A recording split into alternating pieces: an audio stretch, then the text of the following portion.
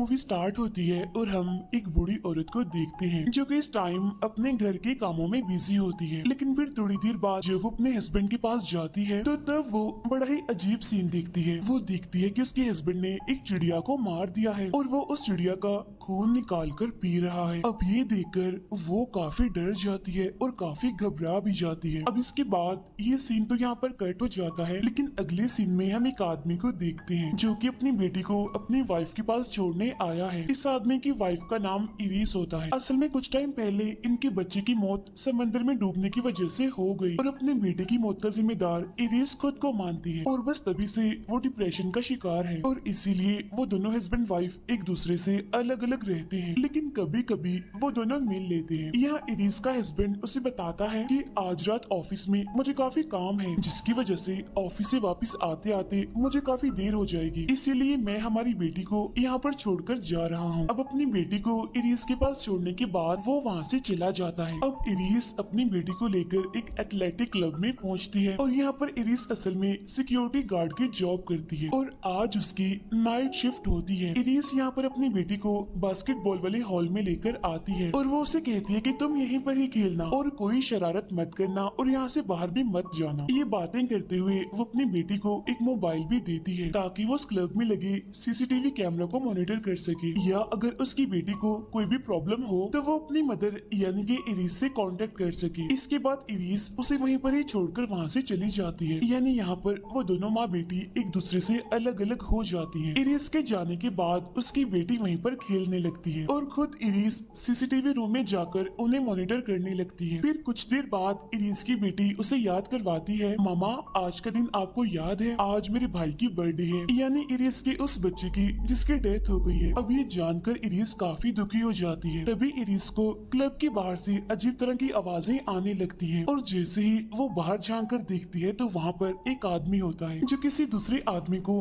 बड़े बुरे तरीके से मार रहा होता है। अब ये देखकर इरिस काफी डर जाती है और घबरा भी जाती है, इसीलिए वो फौरन बाहर बैठे हुए गार्ड को फोन करती है और इस बारे में इन्फॉर्म करती है। तभी ये सुनकर वो गार्ड इरिस को बताता है कि आप फिक्र मत कीजिए, मैंने इस बारे में पुलिस को इन्फॉर्म कर दिया है। अब यहाँ पर इरिस को अपनी बेटी की फिक्र होने लगती है, इसीलिए वो जल्दी से उसी बास्केटबॉल वाले हॉल में आ जाती है, यानी जहाँ पर वो अपनी बेटी को छोड़कर गई थी। लेकिन यहाँ आकर वो देखती है कि उसकी बेटी तो यहाँ पर है ही नहीं। इरिस उसे हर जगह ढूंढने की कोशिश करती है लेकिन उसकी बेटी उसे कहीं भी दिखाई नहीं दे रही थी। लेकिन तभी अचानक से इरिस देखती है कि कोई अजीब सा आदमी क्लब में घुस गया है, इसीलिए इरिस उस आदमी को क्लब से बाहर निकलने का कहती है, लेकिन वो उसकी बात नहीं सुनता और वो भी भागकर उसी हॉल में आ जाता है। अब यहाँ पर हम इस आदमी को देखते हैं जो कि नॉर्मल तो बिल्कुल भी नहीं लग रहा था, बल्कि वो इन्फेक्टेड लग रहा था और वो बिल्कुल ऐसे बिहेव कर रहा था जैसे वो कोई ज़ॉम्बी हो, क्योंकि वो तेजी से भागकर इरिस के पास आता है और उस पर हमला करने की कोशिश करता है। लेकिन इरिस एक स्केटिंग बोर्ड से उसे मारती है और उसे जख्मी करके नीचे गिरा देती है। लेकिन वो आदमी दोबारा से उठता है और एक बार फिर से वो इरिस के पीछे भागने लगता है। अब इस वजह से इरिस काफी डर जाती है और जल्दी से ही वहाँ से वो निकल जाती है। वो एक रूम में आ जाती है और वहाँ के दरवाजे को अच्छे से वो बंद कर लेती है। फिर इरिस डोर के हॉल से बाहर देखती है जहाँ पर बहुत सारे लोग अजीब तरह से इधर उधर भाग रहे थे, साथ ही साथ वो सिक्योरिटी गार्ड भी वहाँ पर मरा हुआ पड़ा था। अब ये देखकर इरिस और डर जाती है। वो फौरन से सीसीटीवी कैमरास को चेक करती है ताकि उसकी बेटी को जल्द से जल्द ढूंढा जा सके और तभी उसे एक रूम में अपनी बेटी नजर आ जाती है, इसीलिए इरिस फौरन उस रूम में लगे हुए फोन पर कॉल करती है जहाँ उसकी बेटी भी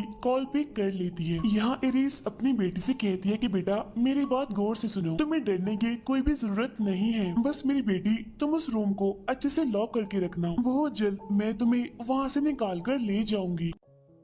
अभी इरिस अपनी बेटी से बात कर ही रही होती है कि तभी अचानक से सीसीटीवी रूम के बाहर किसी के कदमों की आहट सुनाई देती है, इसीलिए इरिस जल्दी से टेबल के नीचे छुप जाती है। बाहर असल में वही आदमी होता है जिसने पहले भी इरिस पर हमला करने की कोशिश की थी। लेकिन तभी अचानक से वहाँ पर एक बिल्ली आ जाती है जिसे फौरन ही वो आदमी पकड़ लेता है और उसे जान से मार डालता है और उसका खून पीने लगता है। अब मौका देकर इरिस वहाँ से भागकर दूसरे रूम में आ जाती है। यहाँ आकर भी वो सीसीटीवी कैमरास को चेक करने लगती है, जहाँ वो देखती है कि उसकी बेटी जिस रूम में है उसके बाहर एक इन्फेक्टेड औरत है, यानी कि एक ज़ॉम्बी औरत जो कि उस दरवाजे को तोड़ने की कोशिश कर रही है। अब ये देखकर इरिस और डर जाती है और अब यहाँ पर वो कुछ टाइम पहले के फुटेज को देखने लगती है, जहाँ उसे पता चलता है कि पूरे शहर में ये वायरस फैल चुका है, यानी कि ज़ॉम्बी वायरस, जिसकी वजह से लोग तेजी से ज़ॉम्बीज बन रहे हैं। और जब ये ज़ॉम्बीज किसी दूसरे इंसान को काटते हैं तो 32 सेकंड्स के लिए वो बिल्कुल नॉर्मल हो जाते हैं, यानी कि रिलैक्स हो जाते हैं, यानी कि वो इस टाइम में कोई भी हरकत नहीं करते। लेकिन जैसे ही 32 सेकंड्स गुजरते हैं तो वो दोबारा से ही हमला करना शुरू कर देते हैं। अब इरिस को हर हाल में ही अपनी बेटी को उन ज़ॉम्बीज से बचाना था, लेकिन ये ज़ॉम्बीज तो एक एक करके उस क्लब में घुसते ही जा रहे थे। यहाँ पर इरिस उन ज़ॉम्बीज से छुप छुप कर और उनका ध्यान भटका भटका कर अपनी बेटी के पास जाने की कोशिश कर रही होती है, लेकिन तभी अचानक से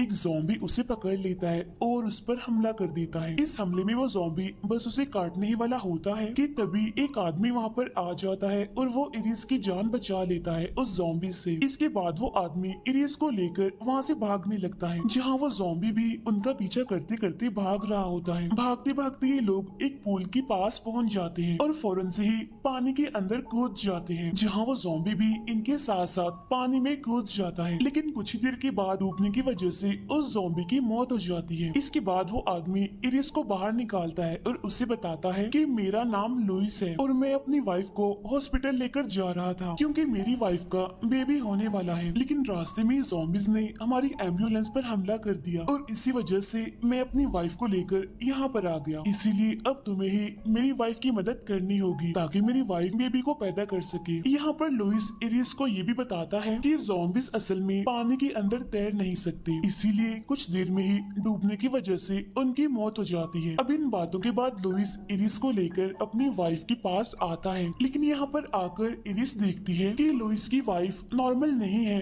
बल्कि वो इन्फेक्टेड है, जिसे लुइस ने चेयर से बांधा हुआ था। यहाँ पर लुइस की वाइफ एक खतरनाक ज़ॉम्बी में बदल गई थी। अब ये देखकर इरिस इतना घबरा जाती है कि वो हेल्प करने से साफ इनकार करती है और वहाँ से भागने लगती है। और तब इस वजह से लुइस को काफी गुस्सा आता है, इसीलिए वो बातों ही बातों में इरिस से कहता है कि अगर तुम्हारी बेटी ज़ॉम्बी बन जाती तो तब तुम क्या करती, तब तुम उसकी भी हेल्प ना करती क्या? तब ये सुनकर इरिस हैरान हो जाती है और वो उससे पूछती है कि तुम मेरी बेटी के बारे में कैसे जानते हो? तब ये सुनकर लुइस कहते हैं क्योंकि तुम्हारी बेटी मेरे पास है, मैंने असल में उसे छुपाया हुआ है और बचा कर रखा हुआ है इन ज़ॉम्बीज से। इसीलिए इरिस सोच लो अगर तुम मेरी मदद करोगी तो तब मैं तुम्हारी मदद भी कर दूंगा। और तब यहाँ पर इरिस ना चाहते हुए भी मजबूर होकर उसकी बात मान लेती है, यानी वो उसकी वाइफ की मदद करने के लिए तैयार हो जाती है। ये लोग लुइस की वाइफ को लेकर एक सेफ रूम में जा रहे होते हैं, लेकिन तभी अचानक से इरिस की नजर अपने हस्बैंड पर पड़ती है, जो कि वही हॉल में ही पड़ा हुआ था। वो काफी जख्मी था और तड़प रहा था। ये देखकर इरिस भागकर अपने हस्बैंड के पास जाती है, जहाँ वो देखती है कि उसका हस्बैंड इतना जख्मी है कि वो अपनी आखिरी सांसें गिन रहा है। असल में उसका हस्बैंड यहाँ पर इसीलिए था क्योंकि वो अपनी बेटी को लेने के लिए आया था, लेकिन यहाँ पर ज़ॉम्बीज ने उस पर हमला करके उसे इंजर्ड कर दिया और अब देखते ही देखते इरिस के हस्बैंड की यहीं पर ही मौत हो जाती है। अब इस वजह से इरिस इतना दुखी हो जाती है, इतना टूट जाती है कि वो रोने लगती है। लेकिन तभी हम दिखते हैं कि और भी बहुत सारे ज़ॉम्बीज क्लब के अंदर घुस गए हैं और जहाँ पर ये दोनों थे वो ज़ॉम्बीज यहाँ पर आने की कोशिश कर रहे थे ताकि वो इन दोनों पर हमला कर सके।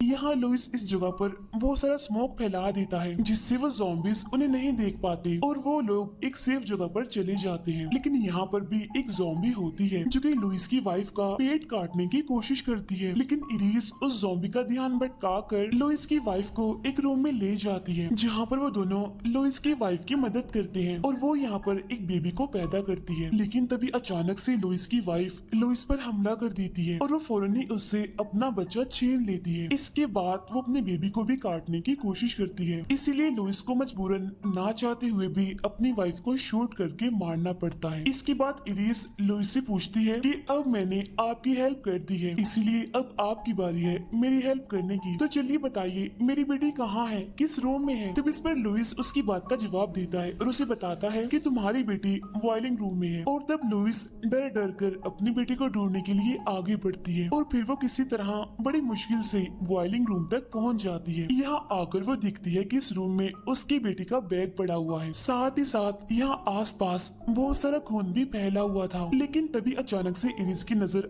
आग पर पड़ती है, जहाँ आग में एक लड़की की डेड बॉडी पड़ी हुई थी जो कि बुरी तरह से जल रही होती है। अब ये देखकर इरिस काफी दुखी हो जाती है और रोने लगती है, क्योंकि उसे ये लग रहा था कि ये डेड बॉडी उसकी बेटी की ही है। इसके बाद इरिस वहाँ पर पड़ी हुई एक गन उठा लेती है। फिर वो खुद को शूट करके सुसाइड करने वाली होती ही है कि तभी उसे वहाँ पर एक चूहा दिखाई देता है, जो कि एक रूम का दरवाजा खुला होने की वजह से अंदर चला जाता है। इसीलिए अब इरिस भी उसके पीछे पीछे जाती है, जहाँ उसे उस रूम में उसकी बेटी मिलती है। यानी इसका मतलब ये था कि उसकी बेटी अभी जिंदा थी। उसे जिंदा देखकर इरिस काफी खुश होती है और उसे गले से लगा लेती है। दोनों माँ बेटी एक दूसरे से मिलकर काफी खुश हो जाती हैं और ये सीन काफी इमोशनल होता है। इसके बाद वो अपनी बेटी को लेकर वहाँ से जाने लगती है, लेकिन वहाँ हॉल में बहुत सारे ज़ॉम्बीज थे जो कि वहाँ पर खड़े हुए थे, लेकिन वो कोई भी हरकत नहीं कर रहे थे। इसका मतलब ये था कि 32 सेकंड्स के लिए वो बिल्कुल रिलैक्स थे। इसीलिए इरिस यहाँ पर टाइमर लगाकर ज़ॉम्बीज के बीच में से निकलने की कोशिश करने लगती है, लेकिन तभी टाइम